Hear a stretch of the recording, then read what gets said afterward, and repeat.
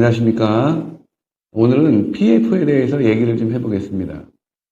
지금은 부동산 시장에서 가장 이슈가 되는 게 금리, 대출 금리죠. 금리하고 PF가 가장 큰 이슈로 부각되고 있습니다. 자, PF는 프로젝트 파이낸싱의 약자죠. 부동산 사업을 시행을 할 때 쉽게 얘기하면 대출을 받는 겁니다. 대출을 받는데 이 PF 대출은 일반 담보 대출하고는 성격이 달라요. 보통 우리가 일반 담보를 얘기를 하자면 부동산, 예금, 신용 이런 걸로 대출을 받잖아요. 근데 PF는 그게 아니고요. 프로젝트 자체의 성공성, 그 성공성에는 현금 흐름도 봐야 되고, 그 다음에 분양성이 좋으냐 나쁘냐, 분양이 잘 될 거야? 이런 것들을 보거든요. 이거를 근거로 자금을 조달을 하는 거예요. 그래서 그거를 근거로 자금을 조달한 뒤에 분양을 하면서 분양 대금 들어오잖아요. 그러면 그거로 이자 원리금 상환하는 이런 부동산 금융 형태예요.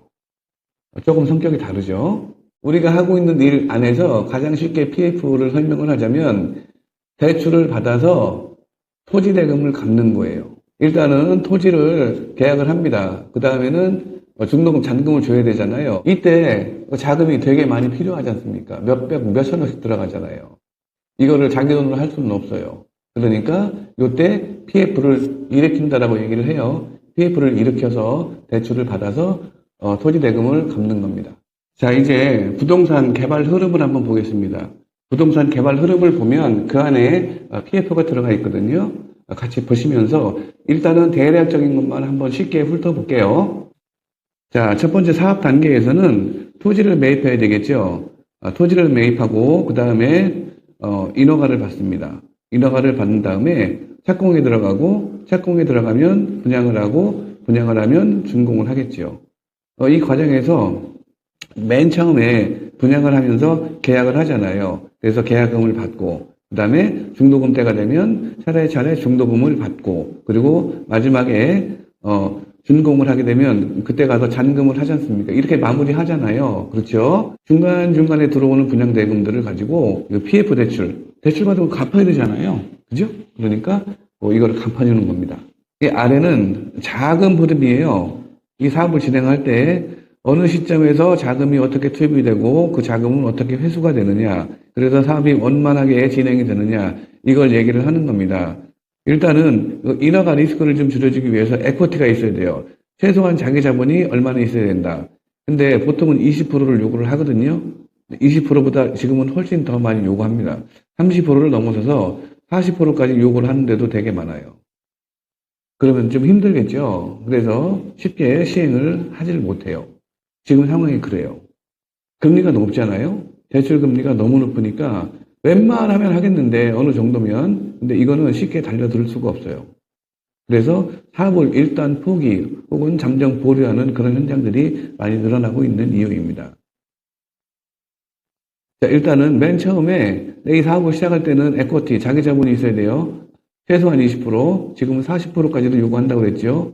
본 PF가 열리기 전에 지금 늘어질 수 있잖아요. 그래서 중간에 브릿지가 다르잖아요.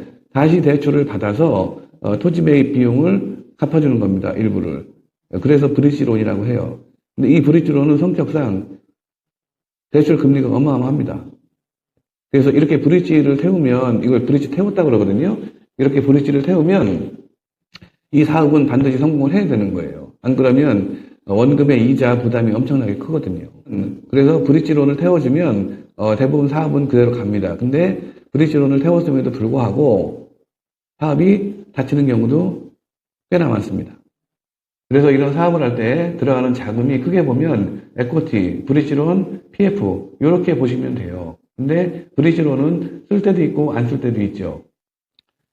자, 이거는 좀 복잡하긴 하네요. 그림이 인허가 기관 들어왔고요. 토지 등 소유자 들어왔고, 그 다음에 시공사는 건설사죠. 건설사는 책임 준공 서약을 해야 됩니다. 그 다음에 수분양자는 분양받는 사람들이죠. 그 다음에 은행 특별계좌를 통해서 분양대금은 들어가게 되는 거고.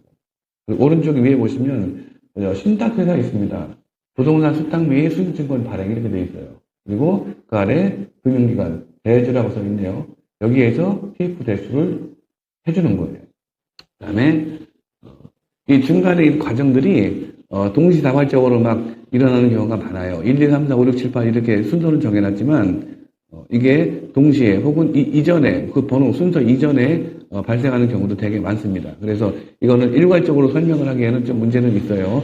꼭 다 이런 것만은 아니다. 근데 큰 흐름을 보면 시행사가 토지를 매입을 하고 그 매입한 토지 비용을 갚기 위해서 PF 대출을 일으키는데 그 PF 대출을 일으키려고 하면 대주단, 보통 증권사가 주관사가 돼서 대주들을 모읍니다. 여기서 대주는 돈 빌려준다 이런 대자예요. 큰 대자, 큰 주주가 아니고 이 대주단을 모아서 순서를 정해서 당신들은 얼마를 감당하고 또 당신은 얼마를 감당해 이렇게 해서 대주단을 구성을 하는 거예요. 필요한 자금이 1,000억이다. 예를 들어서 1,000억이다라고 하면 선순위, 후순위 이렇게 대주단이 나눠지게 되는데 선순위가 보통 600억에서 700억 정도를 감당을 해요. 그리고 후순위는 300억에서 400억 정도를 감당을 하게 됩니다. 때에 따라서는 후순위가 200억밖에 안 돼. 그 이상은 안 됩니다. 안 되겠어요. 이렇게 얘기를 하면 선순위, 중순위, 후순위 이렇게 세 군데가 들어오게 되는 거예요. 자, 선순위가 600억에서 700억 정도 감당을 해요. 그리고 중순위가 한 2, 300억 정도 감당을 합니다. 그리고 나머지 한 100억에서 150억 정도는 후순위가 감당을 하게 됩니다. 자, 선순위, 중순위, 후순위 셋 다 들어왔습니다. 자금 투입은 어떤 순서로 하느냐? 후순위, 중순위, 선순위 이런 순서로 자금이 들어가게 되고 자금을 회수할 때는 선순위, 중순위, 후순위 이런 순서로 자금을 회수합니다. 선순위가 제일 먼저 빼가죠. 그렇죠? 분양을 막 해서 분양 자금이 들어오면 그 중에 선순위 거 딱 갖고 나갑니다. 엑시트라고 그래요. 그리고 중순위가 두 번째 갖고 나가고 후순위는 맨 마지막 갖고 나가는 거예요. 그러니까 후순위가 리스크가 크지요. 그래서 대출 이자도 선순위, 중순위, 후순위 이 순서대로 올라갑니다. 더 비싸져요. 뭐 재작년 정도만 해도 PF 대출 선순위 이자가 5, 6% 정도 이 정도 했었는데 지금은 뭐 10% 훨씬 넘어갑니다. 중순위 정도만 가도 20% 얘기 나오고요. 후순위까지 가면 20% 넘어갈 거예요. 이거 사업 못하죠. 그러니까 받는 현장이 많아요. 자, 우리가 분양을 하면 분양 대금이 신탁사로 들어가지 않습니까? 그렇죠? 신탁사로 들어가는 이유가 따로 있어요. 그거 잠깐 보고 마칠게요. 부동산 PF 대출에 있어서 은행 등 대주단에서는 사업 계좌를 관리를 합니다. 대주단의 동의하에 신탁사에서 자금을 관리하는 형식을 가져요. 그러니까 분양 대금이 신탁사로 들어가는 거예요. 계약금부터 신탁사로 다 들어갑니다. 대출 관리 계좌에서 자금을 인출하는 원칙을 가지고 있습니다. 대출 관리 계좌에서 자금을 인출하는 거예요. 필요할 때 돈 뺐을 때. 부동산 PF 대출을 하기 위해서는 이런 조건들이 좀 필요로 합니다. 토지를 확보하고 인허가 승인을 득해야 된다. 여기서 말하는 인허가는 분양승인 아니죠. 분양승인은 맨 끝에 있는 거죠. 착공계에 넣고 그 다음에 분양승인 받잖아요. 이 인허가는 중간중간에 여러 가지 단계가 있어요. 필요한 것들. 요거는 제가 다음 시간에 시간 내서 한번 쫙 정리를 해드릴게요. 자, 그리고 시행사는 시공사와 도급계약 체결해야 되겠죠? 공사 도급계약. 우리 이거 시행하는데 당신네들이 이 공사 해주세요. 얼마에 할게 알았어? 도장 빵빵 찍고 계약 체결하는 거예요. 그리고 이렇게 도급 계약을 체결하면 시공사의 책임 준공이 확보가 되어야 됩니다. 이 사업이 가다가 분양자금이 안 들어와서 자금 흐름이 여의치 않아서 공사비가 잘 안 들어와. 그러면 우리는 손 털고 나갈 거야. 이게 아니고 혹시라도 중간에 흐름이 원활하지 않아도 시공사에서 책임지고 건물은 일단 끝까지 올리겠다. 이게 책임 준공입니다. 이거는 꼭 들어가야 대출을 받을 수가 있어요. 그 다음에 객관적인 분석들을 해봐야 되는 얘기지만 프로젝트의 분양성이 확보되어 있어야 된다.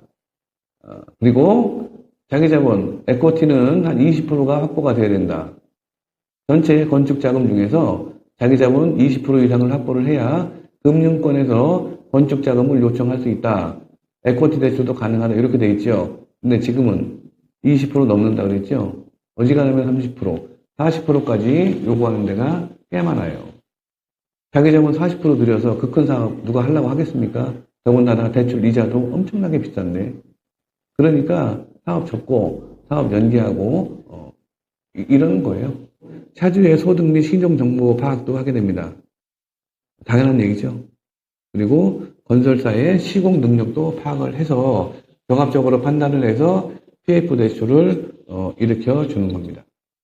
자, 오늘은 PF에 대해서 수박 겉핥기식으로 한번 알아봤어요.